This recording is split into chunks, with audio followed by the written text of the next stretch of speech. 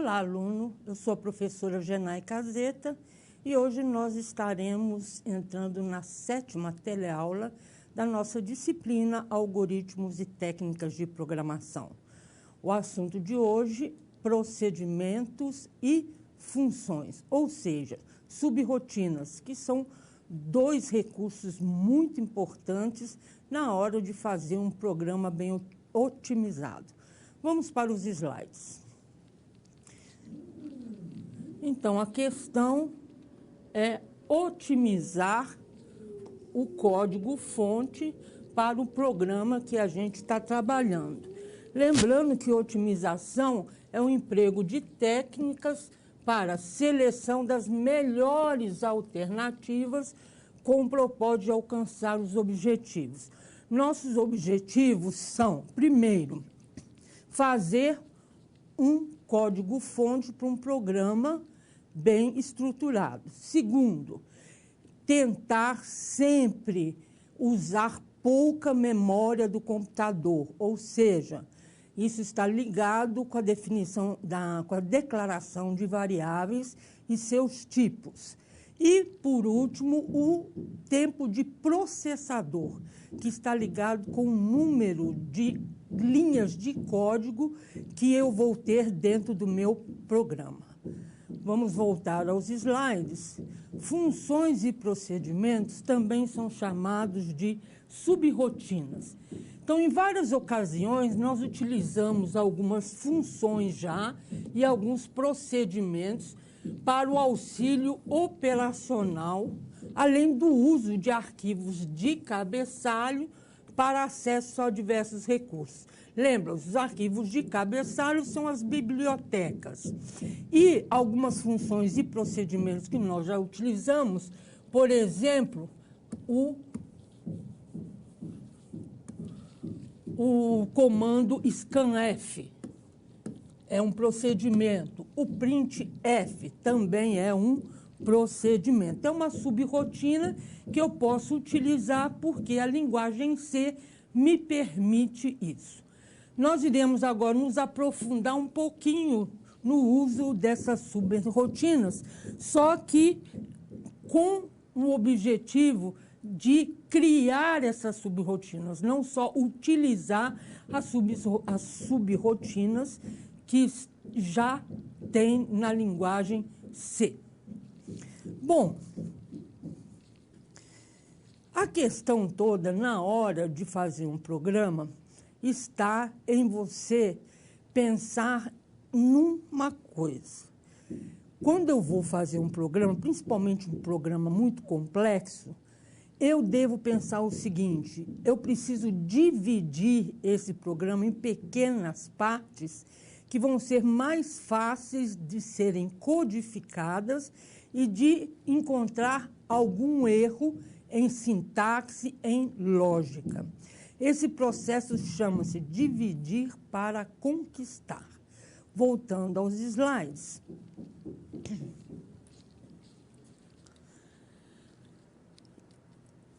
Esse processo dividir para conquistar também é chamado de modularização. O que quer dizer esse processo? Você vai criar programas com blocos de funcionalidades. Por exemplo, eu quero calcular o fatorial de um número, então eu faço um bloquinho que calcule o fatorial de um número. Eu quero um bloco só para imprimir alguns valores e assim por diante. Então, eu faço bloquinhos e esses bloquinhos são chamados de subrirotina. Nesse bloco vão estar lá algumas operações que pode ser de entrada, pode ser só de processamento, pode ser só de saída, ou no mesmo bloco ter os 3 passos: a entrada, o processamento e a saída. Essa é uma questão de abstração. O que quer dizer isso? Abstrair um algoritmo significa considerar isoladamente um ou mais elementos do seu todo algoritmo que eu estou dizendo. Então, eu tenho o programa inicial, e aí, nesse programa inicial, eu vou chamar alguns bloquinhos chamados de subrotinas, que, na verdade, são subproblemas que serão resolvidos e retornarão uma solução ou uma ação. Então, eu pego esse programa inicial e vou modularizando ele desta forma. Depois, eu tenho a solução completa. Essa é uma maneira muito boa para se fazer, principalmente, os programas que são mais complexos, que eu preciso calcular mais coisas, né? As vantagens, possibilidade de dividir um problema complexo em partes menores, mais fáceis de serem codificadas, mais fáceis de se encontrar problemas de lógica, problema de sintaxe e ainda reuso. Eu posso reusar esses bloquinhos em outros problemas. Por exemplo, se eu faço um bloco, uma subrotina que calcula o fatorial, eu posso usar essa rotina num programa, por exemplo, que precise calcular a permutação simples, ou o arranjo, ou combinação, e assim por diante. Então, voltando para os slides, eu vou dividir o problema em partes menores, criando rotinas de trechos de programa que se repetem. Isso vai me dar uma economia de trabalho e, principalmente, a questão do reuso, o reaproveitamento desses pequenos códigos, dessas pequenas rotinas. Esse método se chama método do refinamento sucessivo. Ou seja, você vai pensando em blocos. 3 passos. Primeiro, dividir, que é quebrar um problema em subproblemas menores. Depois que você dividiu, você vai conquistar. Vai usar uma sequência de instruções, essa sequência separada, para resolver cada um do seu subproblema. Depois você vai combinar, ou seja, você vai fazer o programa principal que vai chamar esses subproblemas. Cada subproblema vai te dar uma solução e aí, no final do programa, eu terei a solução completa. Então, dividir, conquistar e combinar. Essa é a técnica que é imprescindível para se fazer, principalmente, programas mais complexos. Voltando para os slides, uma observação. Há programadores que estabelecem um número máximo de linhas de programa que uma subrotina deve possuir.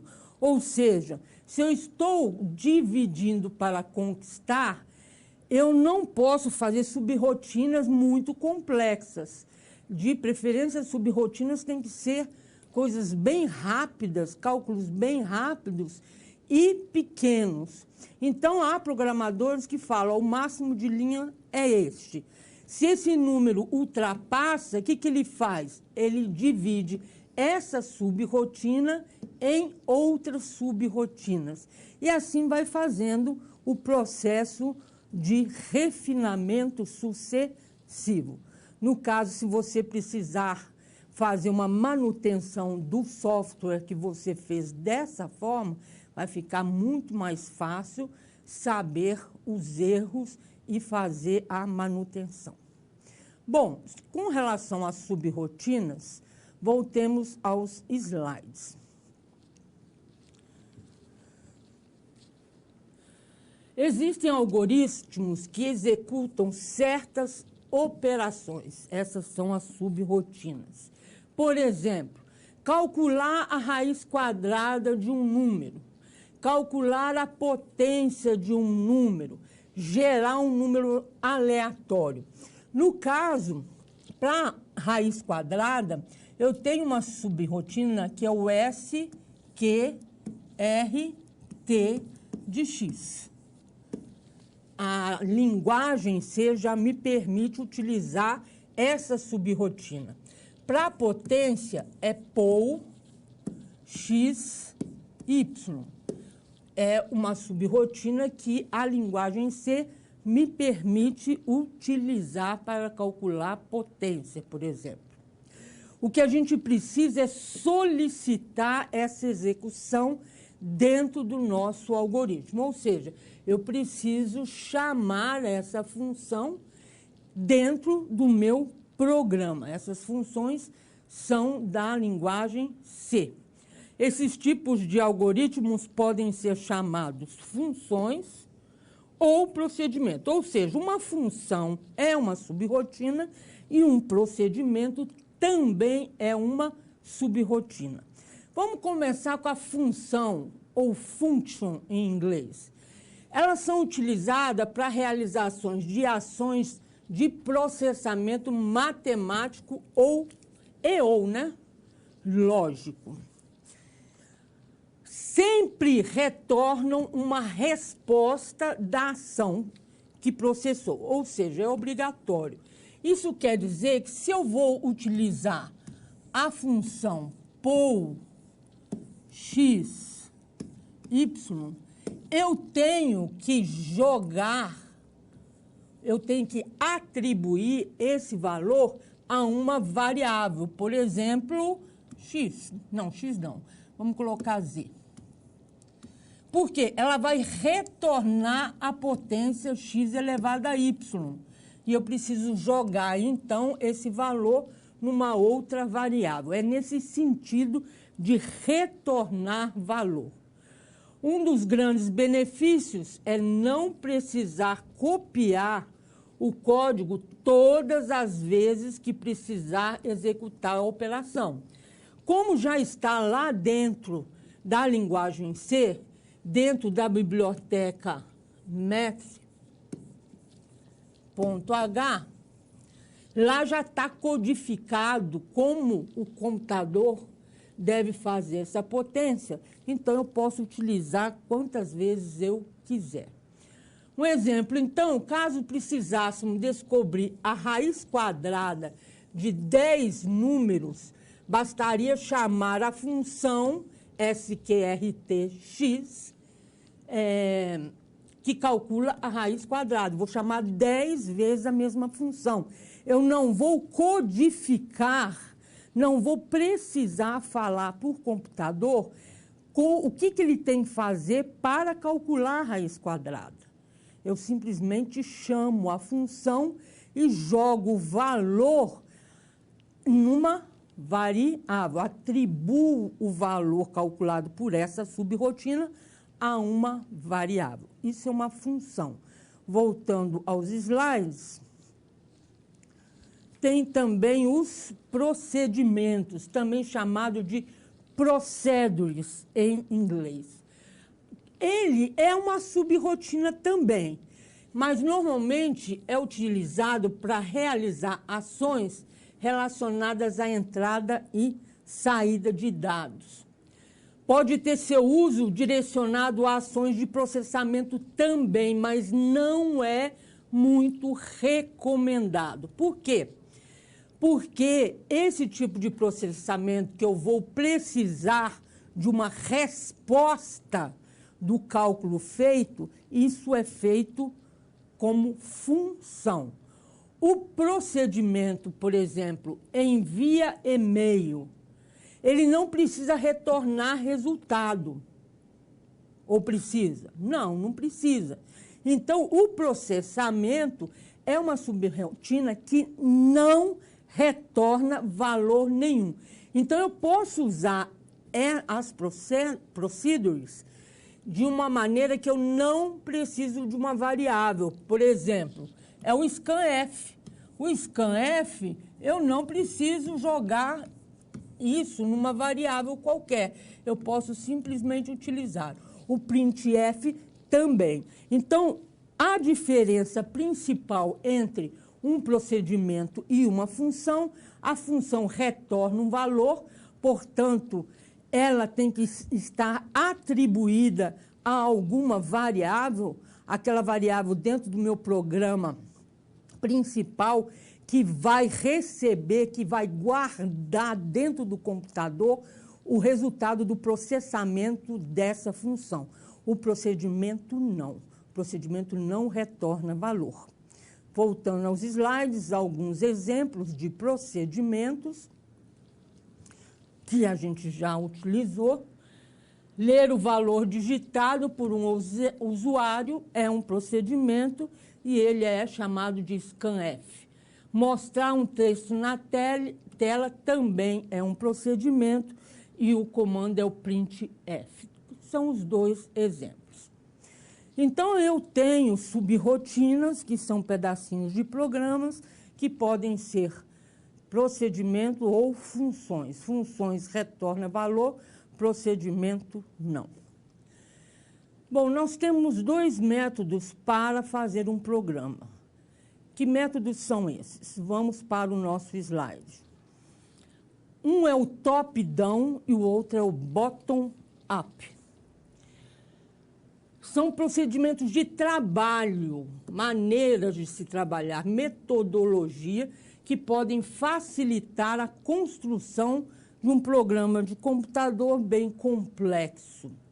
O top-down, que quer dizer de cima para baixo, vai descrever, você descreve de forma resumida as ações que o programa tem que realizar. Não se preocupa com detalhes específicos. É a mesma forma quando a gente está fazendo o algoritmo, a gente começa com um algoritmo bem simples, lá na linguagem natural, melhora ele um pouco no diagrama de blocos, melhora mais um pouco em Portugal e depois ainda melhora quando eu vou colocar na linguagem C.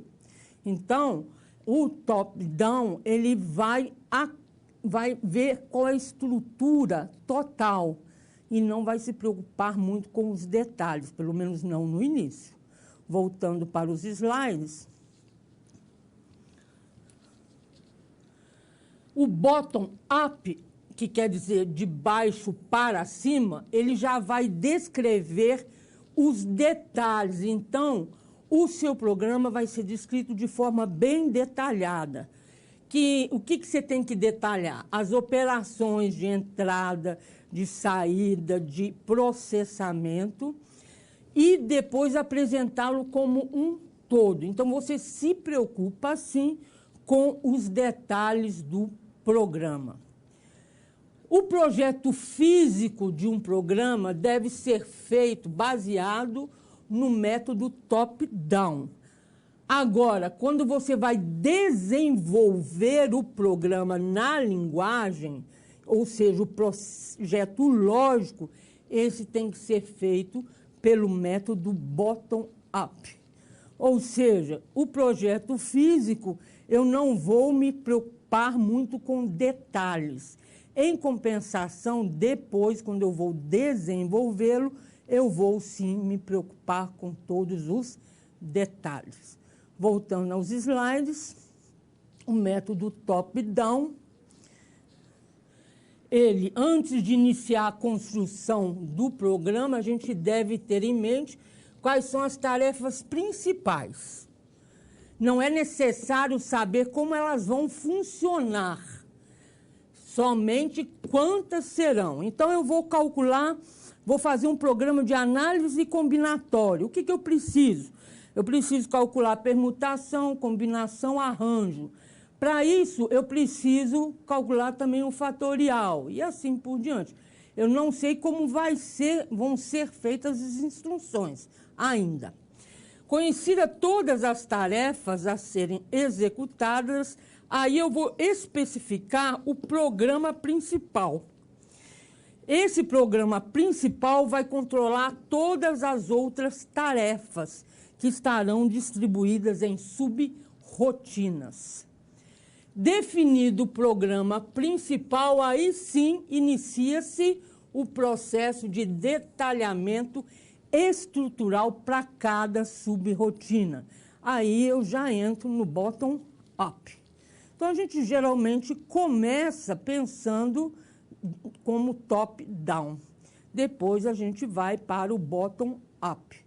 Voltando aos slides, o bottom-up, o programa é escrito a partir de suas subrotinas. Eu já sei como é que será o programa inicial, agora eu vou pensar em cada uma das subrotinas inferiores. Deixa, por último, as subrotinas ou rotinas de nível mais alto. O programa principal é o último a ser codificado. Por que isso? Se eu não sei como é que vai funcionar uma subrotina, como é que eu vou saber como vai ter que ser o meu programa principal? Então, primeiro eu tenho que saber como cada subrotina vai funcionar. A linguagem C tem várias bibliotecas de função. Vamos ver algumas, né? O que é uma biblioteca? Espera aí que voltou um slide. As bibliotecas da linguagem C têm funções e têm procedimentos pré-definidos. É uma coleção dessas subrotinas também tem lá os valores da constante. Por exemplo, eu quero usar o valor da constante π, vai estar dentro de uma biblioteca, vai ter lá as estruturas de dados, como vetores, matrizes e etc. E elas ficam disponíveis em arquivos específicos. Esses arquivos específicos são chamados de bibliotecas. Uma biblioteca pode ser interna, que acompanha o seu compilador, e toda vez que eu inicio o programa, antes da função main, eu tenho que incluir essas bibliotecas através deste comando. Mas ela também pode ser externa, que é desenvolvida pelo programador. Dessa forma, a maneira de chamá-la é um include, só que levando as aspas duplas. Não esqueçam do ponto e vírgula. Aqui, ó, uma que nós utilizamos bastante é a stdio, porque eu preciso dos comandos, dos procedimentos printf e scanf. Um para imprimir na tela e outro para ler o resultado digitado e armazenar dentro do computador. A match, ela tem várias funções. Por exemplo, o poll, que é para potência, sqrt, que é para raiz quadrada, seno, cosseno, tangente, todas as funções trigonométricas, sejam as hiperbólicas ou não, logaritmo, exponencial, tudo isso está dentro da biblioteca matemática. Agora, toda vez que eu quiser usar essas funções, eu preciso incluir a biblioteca ao meu programa, porque aí sim eu tenho possibilidade de utilizar essas funções e os procedimentos e as constantes e assim por diante. Voltando para os slides. Então, essas são duas bibliotecas, tem várias outras, né? A match tem 22 funções matemáticas. Dá para você fazer uma pesquisa para saber quais são as funções. Tem outras bibliotecas, por exemplo, quando eu preciso utilizar a parte booleana lógica, né? Trabalhar tipos de dados booleanos que só retornam verdadeiro ou falso, eu preciso da stdbool. A complex.h é para manipular números complexos e tem a string.h, que é para tratar cadeias de caracteres, ou seja, frases, nomes e assim por diante.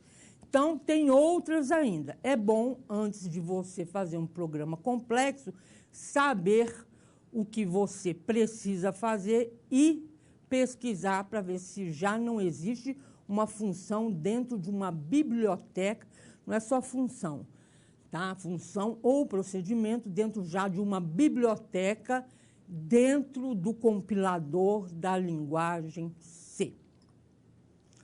Avançando, vamos resolver uma situação-problema. Vamos para os slides. Você trabalha numa empresa de tecnologia da informação. O foco principal, desenvolvimento de software para instituições de ensino. O projeto é que a empresa queria contratar, ela, na verdade, contratou alguns estagiários, só que ela quer tornar esses estagiários membros da empresa. Mas quem que vai treinar esses estagiários? É você que está fazendo esse treinamento. Qual é o treinamento? É ensiná-los a codificar programas na linguagem C. O desafio agora é fazer um programa em linguagem C que calcule os valores do seno, do cosseno e da tangente de um ângulo. Então, este meu programa, ele vai ter que ter o quê? A entrada vai ser o ângulo em graus. O processamento vai ser o cálculo das funções seno, cosseno e tangente deste ângulo. Só que, antes disso, a saída vai ser o valor do seno, do cosseno e da tangente do ângulo informado. Só que tem um pequeno probleminha. O pequeno probleminha é que ângulos na função, lá na biblioteca MET, ele aceita só ângulo em radianos. Então, você vai jogar, você não, ou o usuário desse pequeno software, vai entrar com ângulo em graus, o programa vai ter que transformar este ângulo de graus em radianos, e aí sim poderemos utilizar as funções seno, cosseno e tangente. Vamos para a câmera de documentos. Então, no nosso caso, nós vamos precisar das bibliotecas. A primeira, para aquelas que eu tenho funções, né, para imprimir e para armazenar valores, tá certo? Eu vou precisar da matemática, porque eu quero o seno, cosseno e tangente. Iniciando o programa, aqui a chave do início e a chave do final. Primeira coisa, vamos falar sobre as variáveis. Todas serão do tipo real. E quais as variáveis que eu preciso? Eu preciso a variável ângulo, a variável seno, a variável cosseno e a variável tangente. Bom, primeira coisa que eu vou pedir para imprimir uma frase na tela do computador. Digite o valor do ângulo em graus, para o usuário saber que aqui ele vai ter que colocar o ângulo, 30 graus, por exemplo.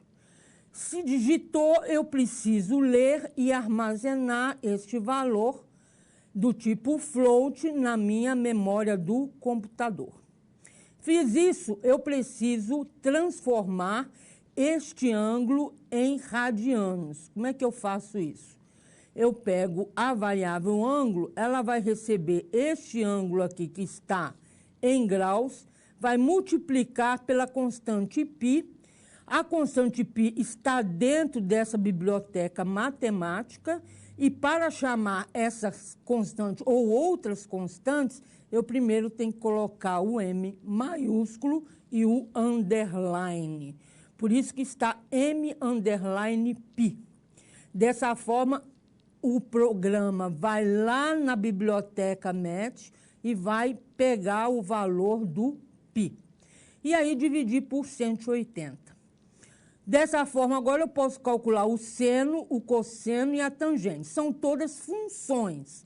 Então, por isso que eu precisei da variável seno, cosseno e tangente. Porque a função sin, entrando com o ângulo, ela retorna um valor. Se retornou, eu preciso colocar isso na memória do computador. Então, eu preciso de uma variável. Cos e tan. 3 funções que estão lá no match.a. H. Calculei, agora é só imprimir o valor do seno, o valor do cosseno e o valor da tangente. E aí terminar o meu programa. Então, essa é uma maneira de utilizar funções que já estão pré-definidas dentro do compilador da linguagem C. Eu tenho que ter o cuidado para saber se essa é uma função ou se é um procedimento. Procedimento, eu não preciso de variável nenhuma para atribuir este procedimento. A função eu preciso. Por que mesmo? Porque procedimento não retorna valor. Função retorna valor. E se retorna valor, esse valor tem que ser armazenado dentro da memória do computador. Quem faz isso? A variável. Então, eu preciso de um rótulo e de um local já reservado dentro do computador. Avançando um pouco mais, vamos ver mais sobre funções e procedimentos na linguagem C. Voltemos aos slides. Subrrotinas em C. Um procedimento, então, não retorna valor ao módulo programa que fez a sua chamada. Já a função é capaz de retornar apenas um valor ao módulo do programa que ela foi chamada. Então, você vai se lembrar o seguinte: toda vez que eu usar um procedimento, eu não vou precisar de variável para receber esse procedimento. Agora, quando eu for usar uma função, eu vou precisar. Esses são os primeiros dois tipos de subrrotinas em C. Tem um terceiro, que pode ser um procedimento ou uma função. Ela trabalha com a passagem de parâmetros por valor ou por referência. O que quer dizer passagem de valor? Nós utilizamos a função sim. Eu abri um parênteses, fechei o parênteses, pus ponto e vírgula. Aqui eu passei o parâmetro ângulo, não foi isso? Então, isso daqui é um parâmetro que eu tenho que passar para a função, para ela calcular o valor do seno. Isso aconteceu também com cosseno e aconteceu também com a tangente. A sintaxe de uma função ou de um procedimento é o seguinte: tipo, primeiro. Depois, nome, que é o rótulo, né? Aqui, abre parênteses, fecha parênteses e coloca o ponto e vírgula. Aqui vai dizer o tipo de parâmetro que será passado. É inteiro, é real, é caractere e o parâmetro. Então, um exemplo é eu colocar um nome, sei lá, seno, e falar que essa função vai receber um inteiro chamado alfa, que é o ângulo. Tá? Então, eu tenho que dizer qual é o tipo de dado que vai ser passado e como é o rótulo desse dado.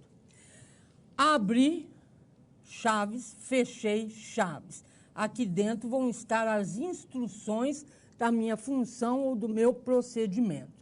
Eu vou ter que falar quais as variáveis que eu vou precisar dentro desse procedimento, tem que declarar, vão estar as instruções, e se for uma função, vai ter o return, o valor que deverá ser retornado. Você vê que a principal função, que é a main da linguagem C, ela é int, main, abriu, fechou parênteses, e ali dentro eu posso colocar qual é o retorno. Lá no final do programa, a gente sempre coloca o quê? Return zero, não é isso? Return zero, ponto e vírgula. Aí eu estou retornando um inteiro, né, para essa minha função principal da linguagem C. Voltando para os slides, o tipo é obrigatório, que é o tipo de valor que será retornado. Se é inteiro, se é float, se é double, que é um float maior, né? Se é char, ou seja, caractere, não é isso? Desculpa. Quando não retorna nenhum valor, a gente escreve void. E aí é chamado de procedimento. Então, se eu tiver um tipo de retorno lá inteiro, ou float, ou caractere, ou double, ou unsigned, ou long double, long int, eu tenho uma função. Quando é um procedimento, o retorno, vamos dizer, retorno entre aspas, é um void, que não é um tipo específico. O nome é obrigatório, que vai identificar a função ou o procedimento. Não pode ter acento, não pode ter caractere especial, a não ser o underline, e nem ser nome composto. Se você quer colocar nome composto, coloca o underline. Por exemplo, valor seno. É um nome composto, mas está sendo ligado pelo underline. Isso eu posso. Mas, se tiver um espaço ali, ele não vai, o programa não vai entender. Parênteses depois do nome é obrigatório, olha lá, main, o printf, o somar, todos eles, depois do nome, tem o parênteses aberto e fechado. Os parâmetros são opcionais. As variáveis, que seriam a lista das variáveis, a gente chamada de local. Então, eu posso ter que declarar variáveis dentro do meu procedimento ou dentro da minha função, ou não. Vai depender do meu programa principal. Mas deixa lá reservado este local, caso seja necessário declarar alguma variável. Voltando para os slides. Então, é opcional e depois as instruções, que é obrigatório. Você não vai fazer uma subrotina sem instruções, né? Só faz sentido se tiver instruções para serem feitas. O return parâmetro, isso é void para procedimento e não precisa ser usado. Agora, para função, é obrigatório. Ou seja, se eu vou retornar um float, é obrigatório o return. Se eu vou retornar um inteiro, é obrigatório o return. Então, toda vez que eu tiver um valor para ser retornado, isso é uma função. E tem que ser compatível com o tipo de retorno. Ou seja, se é um retorno inteiro, eu vou colocar o número inteiro. Se é um caractere, eu vou colocar um caractere, e assim por diante. Eu preciso pensar muito bem sobre o tipo de retorno que eu quero ter. Então, um exemplo rápido, soma entre dois números. Vamos aos slides. Olha só, eu posso criar aqui um programa e antes, a função é definida antes do main. Aqui, uma função somar, que vai retornar um número inteiro e não vai ter parâmetro nenhum, não vai entrar nada. Aqui eu pus a variável x, já coloquei ela como 0. E escrevi que x é igual a 2 mais 3. Vai retornar o valor de x que foi calculado nessa função. Então, aqui é só chamar, então, uma variável para receber este somar, que é, então, uma função. Por isso, precisa ser atribuída a uma variável. Então, essa foi a nossa 7ª teleaula sobre funções e procedimentos. Dois métodos, 2 recursos muito importantes na programação de programas mais complexos. Até mais.